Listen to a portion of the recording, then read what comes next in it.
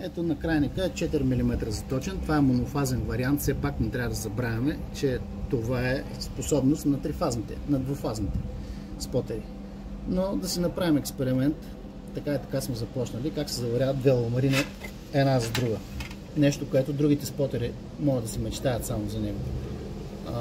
Имам предвид монофазни спотери. Така, да пробваме дали заварява 0,8 с 0,8. Нещо, което го прави трифазната машина, но ние да погледнем все пак.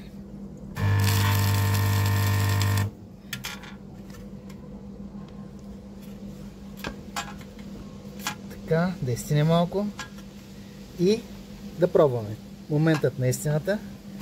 Имаме перфектна заварка. Челно заваряване от монофазен спотер. Който друг го направи, ела да го направи. Ето и дупчицата на материала, който се откъсна. Това може да го направи само един 18-19 кВт спотер, който е мастер спотер.